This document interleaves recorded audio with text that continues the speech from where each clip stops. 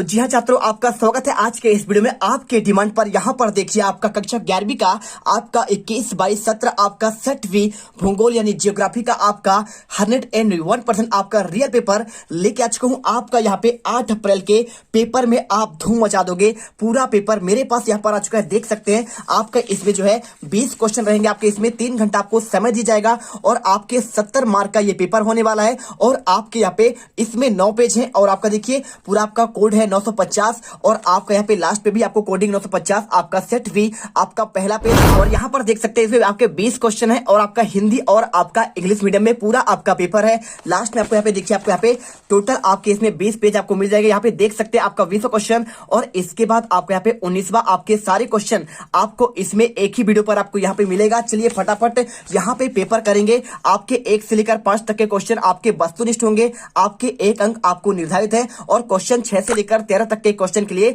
आपको यहाँ पे 2 अंक दिए जाएंगे। आपका शब्द सीमा आपका यहाँ पे 30 अंक का है और 14 से लेकर आपके 17 तक क्वेश्चन आपके इसमें देखिए 3 अंक आपको दिए जाएंगे। शब्द सीमा आपका 75 वर्ड है और आपको क्वेश्चन 18वां आपको यहाँ पर आपके 4 अंक निर्धारित है। आपके 120 शब्द सीमा है और क्वेश्चन देखिए 19 से लेकर 22 तक के क्वेश्चन आपके 5 अंक के होंगे आपके यहाँ पर। और इसके बाद आपका इंस्ट्रक्शन यहाँ पे इंग्लिश मीडियम आपको लिखा गया है, पूरा आप यहाँ पे पढ़ सकते हैं। तो देखिए आपको आज के इस वीडियो में आपको मैं क्वेश्चन नंबर आपको 6 से लेकर आपके आगे तक के क्वेश्चन आपको मैं कंप्लीट कराऊंगा, क्योंकि देखिए आपके ऑब्जेक्टिव क्वेश्चन मैंने आपको ऑलरेडी यहाँ पर कंप्लीट करवा दिया है। तो आपने नहीं देखा है तो वो वाला पार्ट देख लीजिए। चलिए आपको हम यहाँ पे आपको पेज नंबर आपको 6 से लेकर आपको यहाँ पे हम 6 से लेकर आपके आगे क्वेश्चन यहाँ पे कंप्लीट करेंगे। देखिए आपको सबसे पहले आता है क्वेश्चन नंबर आपका 6, ठीक है। तो यहाँ पे क्वेश्चन आपका दिया गया है, ध्यान से देखिए। आपका 2 नंबर क्वेश्चन, पहला आपका 6 नंबर क्वेश्चन है GIS और GPS के है आपका ये क्वेश्चन। और ध्यान से देखिए क्वेश्चन को और इसका भी आंसर हम आपको देते हैं। तो देखिए हमारे पास यहाँ पे क्वेश्चन बैंक है, एक एक क्वेश्चन आपको मैं यहाँ पर दूंगा। बहुत मेहनत करते हैं छात्रों, तब जाकर आपको हम यहाँ पे आंसर देते हैं। बहुत मेहनत लगती है, 2-3 दिन से हम आपके लिए यहाँ पर आपका क्या करते हैं, रिस्क लेकर आपका पेपर बनाते हैं और साथ में आपको यहाँ पे देते हैं। तो सबसे पहले आपको दिल से वीडियो को लाइक जरूर करना, क्योंकि आपको देखो सभी सेटों में आपका यही पेपर आपका आएगा। गारंटी है आपके यहाँ पे 70 में से 70 अंक आप लेके जाओगे और टॉप करोगे। यहाँ पे देखिए आपका पहला क्वेश्चन GIS और आपका GPS क्या है। तो देखिए यहाँ पे आपका लिखा है जियोग्राफिकल इंफॉर्मेशन सिस्टम। आपका इसका फुल फॉर्म होता है GIS का, जियोग्राफिकल इंफॉर्मेशन सिस्टम। और इसमें देखिए एक कंप्यूटर सिस्टम है जिसका सभी प्रकार के स्थानिक या जियोग्राफिक डेटा को कैप्चर करने और स्टोर करने, हेर फेर करने और विश्लेषण, मैनेज और प्रदर्शित करने के लिए उपयोग होता है। इसका उपयोग नक्शे बनाने व प्रिंट करने के लिए किया जाता है, ठीक है। मतलब क्या है, यह एक कंप्यूटर आपका सिस्टम होता है जिसका सभी प्रकार के क्या करता है, स्थानिक हो या फिर स्थान वाले या फिर आपका यहाँ पे क्या हो जियोग्राफिक, मतलब आपका यहाँ पे पूरा आपका यहाँ पे क्षेत्र के एरिया की बात कर रहा है, तो उसको कैप्चर करता है और स्टोर भी करता है और उसे हेर फेर इधर का उधर करता है और क्या करता है, यहाँ पे विश्लेषण करता है और आपको नक्शा बनाने और प्रिंट करने के आपका पूरा आपका काम करता है। और जीपीएस क्या है, आपका ये कहलाता है ग्लोबलाइजेशन पोजिशनिंग आपका सिस्टम। जैसा कि आप जानते हैं जीपीएस के माध्यम से आज आप यदि कोई आपको दुकान नहीं मिल रहा है, आप सिटियों में जाते हैं, आप इंदौर में जाते हैं, भोपाल में जाते हैं, कहीं भी जाते हैं, तो आप क्या करते हैं, आप अपने मोबाइल का जीपीएस सिस्टम खोलते हैं, गूगल मैप खोलते हैं और सिंपल सा आप चले जाते हैं। यही होता है आपका जीपीएस सिस्टम।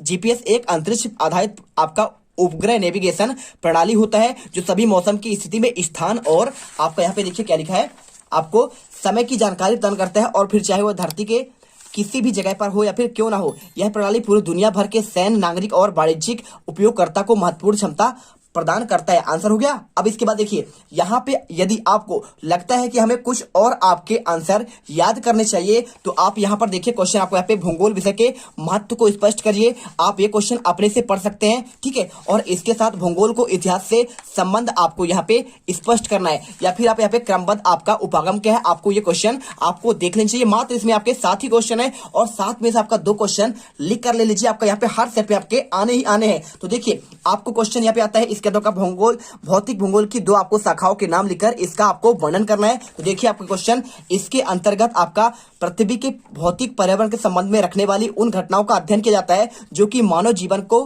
प्रभावित करती हैं और पृथ्वी के स्थल मंडल, जल मंडल और वायुमंडल से संबंधित घटनाओं का विवेचन करती हैं और भूगोल के अंतर्गत किया जाता है, ठीक है। पहला क्या है, देखिए बात कर रहे हैं ना इसी शाखाओं का नाम, तो पहला आपको भू आकृति विज्ञान आपको इसमें पढ़ना है। इसके अंतर्गत पृथ्वी के विभिन्न रूपों और उत्पत्ति, इतिहास और विकास की व्याख्या की जाती है। दूसरा जलवायु विज्ञान, इसके अंतर्गत वायुमंडलीय दशाओं, मौसम, ऋतु परिवर्तन, जलवायु प्रदूषण और उनके प्रभावों का आपका अध्ययन किया जाता है। तीसरा पॉइंट समुद्र विज्ञान, इसके अंतर्गत महासागर तल की रचना, समुद्र में ताप एवं लवणता, समुद्री निक्षेप, धाराएं और ज्वार भाटा का अध्ययन किया जाता है। ठीक है, ये हो गया आपका। और इसके बाद देखिए क्वेश्चन आपका 7वां लिखा है। क्या क्वेश्चन दिया है? क्वेश्चन दिया है कोहरा और कुहासे में क्या अंतर है और इसके साथ ही तापमान के व्युत्क्रमण को समझाइए। तो देखिए आपको यहाँ पे इसका आंसर करने के लिए आपको जाना पड़ेगा इकाई आपके चौथे में जलवायु वाले में।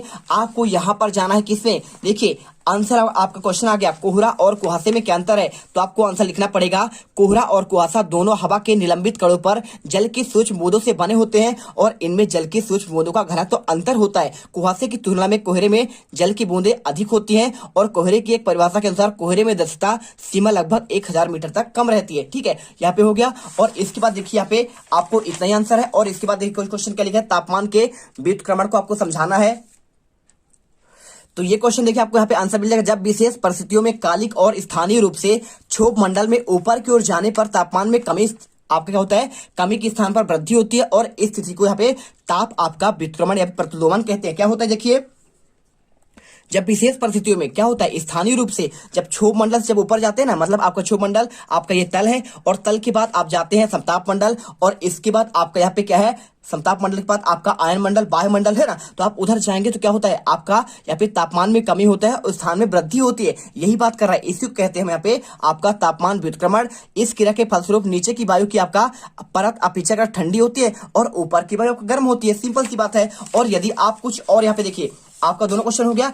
अब यदि आप चाहते हैं कि भाई साहब हम इसमें से कुछ आपके आईएमपी क्वेश्चन हम पढ़ ले, यदि हमसे आप ये याद हो जाएगा तो इसके अलावा पढ़ने चाहते हैं तो उन टॉपर्स बच्चों के लिए आपको ये क्वेश्चन पढ़ लेना। देखिए सूर्य को ताप का दिन की अवधि या लंबाई किस प्रकार प्रभावित करती है, आपको ये पढ़ना है। देख लीजिए आंसर आपको यहाँ पे लिखा जाएगा, आपको इसको खुद से पढ़ना है। और इसके बाद वायुमंडल के प्रमुख आपको संघटक तत्वों के नाम आप इसे पढ़ सकते हैं। और इसके साथ आप यहाँ पे ओस क्या है, तो शीतकालीन रात्रि को जब धरातल उससे लगी हुई होती है तो वायु में से अधिक आपका शीतल हो जाता है, उसमें निहित वाष्पाई क्या है, देखिए बूंद बात कर रहा है। ठीक है, छोटी छोटी बूंदों के रूप में धरातल पर जमा हो जाता है, उसे ही ओस कहते हैं। और घास फूस फूल पत्तियों और भूमि पर एकत्रित हो जाती है। देखिए आप ठंडी में जब निकलते हैं, ठंडी का मौसम, सुबह आप दौड़ने के लिए निकलते हैं तो देखते हैं पूरा आपका जो ओस होता है, आपका घास होता है, वहां पर पूरा जल के कण होते हैं, उसी कहते हैं आपका ओस। ठीक है, चलिए अब यहाँ पे क्वेश्चन आता है आपका कौन सा, आपका यहाँ पे अगला क्वेश्चन आपका आठवां क्वेश्चन देखिए, ज्वार भाटा और नौका संचालन को कैसे प्रभावित करता है। क्या बोल रहा है, हाउ द टाइड्स अफेक्ट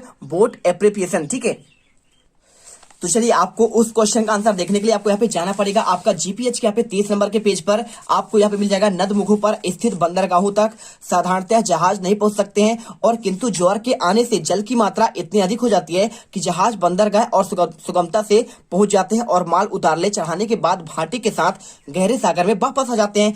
इस प्रकार ज्वार भाटे के कारण ही हुगली और टेम्स नदियों पर क्रमशः कोलकाता और लंदन महत्वपूर्ण बंदरगाह बन गए। मतलब क्या होता है, जल देखिए, ज्वार भाटा, ज्वार मतलब जल का ऊपर उठना और भाटा का मतलब नीचे जाना। तो जब ऊपर आता है तो क्या करते हैं, नाव वहां पे रख देते हैं, सामान भर देते हैं, तो नीचे जाता है तो नाव भी क्या होता है आपका नीचे चला गया। और इसके बाद जब ज्वार आया तो वहां पे सामान भर देते हैं, ऊपर आ जाता है, तो आपको बिना मेहनत किए क्या होता है, बहुत सारा फायदा हो जाता है।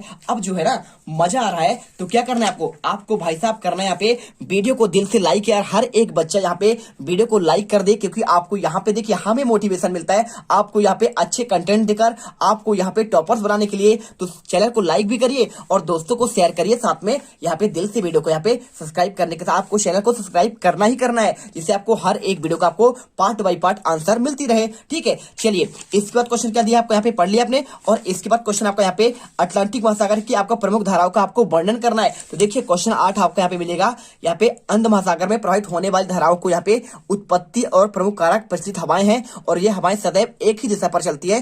सागरी जल समान रूप से यहाँ पे हवाओं को दिशा के अनुसार आपको यहाँ पे धाराएं क्या करती हैं, आपका यहाँ पे अटलांटिक महासागर की धाराएं दो भागों में बांटी गई है, एक आपका उत्तरी अटलांटिक महासागर धाराएं और दूसरा आपका यहाँ पे दक्षिणी अटलांटिक आपका महासागर। तो आप इसे पढ़ना चाहते हैं ना, तो एक आपका होता है गर्म धाराएं और एक आपका होता है ठंडी जल धाराएं। ठीक है, तो देखिए गर्म धाराएं कौन सा है, उत्तर भूमध्य सागरीय आपका जल धाराएं, और आपको इसे पढ़ना है। और इसके बाद देखिए आपका दूसरा आपका गल्फ स्ट्रीम। ठीक है, आप इसे पढ़ सकते हैं, मिसिसिपी और मिसौरी नदियों में आपको यहाँ पे आपके गल्फ स्ट्रीम धारा बहती है। और आपको यहाँ पे देखिए आपका ये जो उत्तरी आपका भूमध्य रेखीय धारा है, आपको यहाँ पे देखिए 0 डिग्री पर आपका स्थित है। ठीक है, चलिए अब यहाँ पे देखिए आप चित्र देखना चाहते हैं तो यहाँ पे देख सकते हैं ग्रीनलैंड और उत्तरी अटलांटिक प्रवाह, यूरोप, अफ्रीका, वेनेजुएला, और देखिए सारा आपको यहाँ पे आपका भूमध्य रेखी धारा और कनारी धारा है। गल्फ स्ट्रीम आपका ये बह पश्चिम पवन वाला आपका ये लेब्राडोर जलधारा, और इसके साथ आपका सारा आपको ब्राजील की धारा आपको यहाँ पे फॉकलैंड की धारा आपको यहाँ पे मिल जाएगी। अब चलिए यहाँ पे क्वेश्चन आता है आपका क्वेश्चन नंबर 9। तो दुर्लभ प्रजाति से आप क्या समझते हैं, आपको क्वेश्चन दिया गया है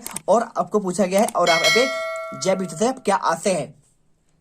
तो चलिए आपको यहाँ पे क्वेश्चन नंबर 9 का आंसर देते हैं। आपका यहाँ पे भाई साहब दुर्लभ प्रजाति से क्या है, तो इसके लिए आपको यहाँ पे जाना पड़ेगा। आपको पेज नंबर आपको 34 पर आप यहाँ पे देखेंगे तो जैव विविधता से आशय प्राय जीव मंडल में पाए जाने वाले जीवों की विभिन्न आपका प्रजातियों से पाई जाने वाली विविधता से है। और जैव विविधता का यहाँ पे विस्तार मृदा में उपस्थित सूक्ष्म जीवाणुओं से लेकर हाथी जैसे विशालकाय प्राणियों और सूक्ष्म लाइकेन से लेकर विशालकाय आपका रेडवुड वृक्षों तथा उसमें अति सूक्ष्म प्लांकट आपका स्थूलकाय व्हेल तक पाया जाता है। भूपृष्ठ के वर्तमान जैव विविधता अरबों वर्षों से हो रहे जीवन में सतत विकास की प्रक्रिया का परिणाम है और पर्यावरणीय ह्रास के कारण जैव विविधता का क्षय हुआ है और जीवों के अनेक प्रजातियां यहाँ पे लुप्त हो रही हैं। ठीक है, आपको आंसर यहाँ पे तैयार कर लेना है। और यदि आप इसमें से कुछ और क्वेश्चन पढ़ना चाहते हैं तो पढ़ सकते हैं। जैव विविधता के ह्रास को रोकने के कोई आपका 2 उपाय, तो इसके लिए संकटापन्न प्रजातियों के संरक्षण के लिए प्रयास किए जाना चाहिए, प्रजातियों को लुप्त होने से बचाया जाना चाहिए और पौधों की आपको सुरक्षा करनी चाहिए, वन्य जीवों का आवास को चिन्हित करके उन्हें सुरक्षा प्रदान करना चाहिए। ठीक है, और इसके बाद आता है इसमें देखिए ये आपका हो गया क्वेश्चन नंबर आपका यहाँ पे हो गया ये। और क्वेश्चन नंबर 9 दुर्लभ प्रजाति से क्या है, तो आंसर लिखना है यह प्रजाति कुछ स्थानों पर सीमित है और इनकी संख्या बहुत कम है। ये बड़े क्षेत्र में विरल रूप से बिखरी हुई होती है। दुर्लभ प्रजाति से मतलब है ऐसी प्रजाति जो पहले हुआ करती थी लेकिन अब लुप्त हो गई है और बड़ी मुश्किल से मिलती है, जैसे कि डायनासोर पहले मिलते थे लेकिन अब यह दुर्लभ हो गया है। आपका ये कहलाता है दुर्लभ प्रजाति। ठीक है, अब चलिए आंसर मिल गया आपको ये आंसर कंप्लीट हुआ। अब क्वेश्चन नंबर आपका 10वां देखिए, भारत को उपमहाद्वीप क्यों कहा जाता है, ये क्वेश्चन देखिए यहाँ पे। और इसके अलावा क्वेश्चन दिया गया बंगाल की खाड़ी के आपके द्वीप समूह का आपको नाम लिखना है। तो आपको इसके लिए जाना पड़ेगा कौन से आपका यूनिट पर, यूनिट नंबर आपका इकाई आपका 7वां और 7वां इकाई आपका यहाँ पे भारत की आपकी स्थिति। अब इसके लिए क्या करना है आपको, यहाँ पे आपको क्वेश्चन पढ़ना है भाई साहब कि आपका यहाँ पे निम्नलिखित कारणों के आधार पर कहा जा सकता है कि देखिए भारत को उपमहाद्वीप क्यों कहते हैं, ये क्वेश्चन पूछा गया है। तो भारत भूमि 1 अरब वर्ष से भी अधिक लोग निवास करते हैं, 1 अरब से भी ज्यादा मतलब 1 करोड़ कितना 135 करोड़। और भारत भूमि इसके अलावा यहाँ विश्व की सभी प्रकार की जलवायु दशाएं पाई जाती है, फिर भी मानसूनी जलवायु में एकता की आपका लय है। और यहाँ पे देखिए यहाँ विभिन्न जातियां, विभिन्न धर्म, विभिन्न भाषाएं पाई जाती है और फिर भी ये लोग सभी भारतीय मानते हैं। और संस्कृत यहाँ की प्राचीनतम भाषा है और जानने वाले देश के हर कोने पर मिलते हैं। और रेल परिवहन ने सारे देश को एक कोने से दूसरे कोने तक जोड़ दिया है, जिससे सभी प्रांतों के लोग व्यवसाय के लिए स्थायी और अस्थायी रूप से यहाँ पे क्या है आपका आते जाते हैं। और हिंदी भाषा ने देश के एकता को स्थापित करने में आपका महती भूमिका निभाई है। और यहाँ धरातली और प्राकृतिक वनस्पति विभिन्नता पाई जाती है और फिर भी आपस में एक दूसरे में निर्भरता है। ठीक है, आपको आंसर करना है। और इसके बाद आपका अगला क्वेश्चन बंगाल की खाड़ी के द्वीप समूह का नाम, तो देखिए पहला आपका क्या है आपको यहाँ पे द्वीप समूह, इसमें गंगा सागर द्वीप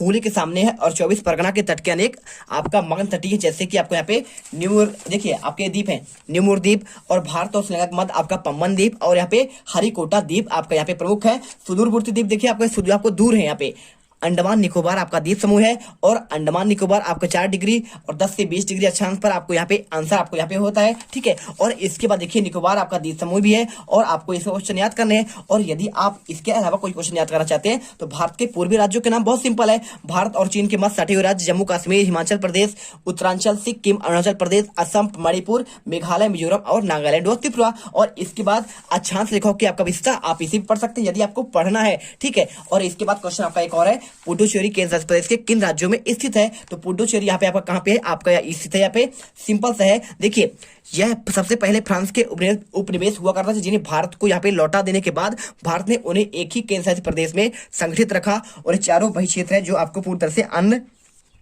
राज्यों के भूभाग में स्थित है। 3 पुडुचेरी, यानम और यहाँ पे कराईकल बंगाल की खाड़ी पर स्थित है और चौथे माहे अरब यहाँ पे सागर पर है। ठीक है, तो आपको सिंपल सा ये क्वेश्चन आपको यहाँ पे देखिए हमने आपको यहाँ पे लेकर कहां से लेकर आपके क्वेश्चन नंबर 6 से लेकर आपको यहाँ पे हमने 7वां 8वां 9वां और आपका यहाँ पे 10वां हमने आपको अथवा सहित एक एक क्वेश्चन का आंसर यहां पर करा दिया है। और अगले क्वेश्चन में आपको मैं क्वेश्चन नंबर आप कहां से क्वेश्चन आपको यहाँ पे देखिए आपको क्वेश्चन नंबर 11 से लेकर आपको 12वां और इसके बाद टोटल आपका 15 16वां और आगे आपका यहाँ पे ये आपके 17वां क्वेश्चन और 18वां आपका इसके बाद 19 और आपका यहाँ पे 20 सारे क्वेश्चन का आंसर आपको हम नेक्स्ट वीडियो पर दिखाएंगे। तो आपको देखिए जो भी छात्र यहाँ पर पहली बार आया है तो वीडियो को दिल से लाइक करके जाना और यहाँ पे चैनल को सब्सक्राइब करके जाना। और अगले पार्ट में आपको हम आगे के सभी आंसर आपको बहुत ही जल्दी प्रोवाइड अवॉइड करनी है, इसके लिए आपको बेल आइकन प्रेस कर लेना है। और यदि आपने टेलीग्राम ज्वाइन नहीं किया तो उसे भी कर लीजिए, वहां भी आपको सबसे पहले आपको वीडियो का नोटिफिकेशन आपको मिल जाएगा। जय हिंद, जय भारत, दुआ में याद रखना।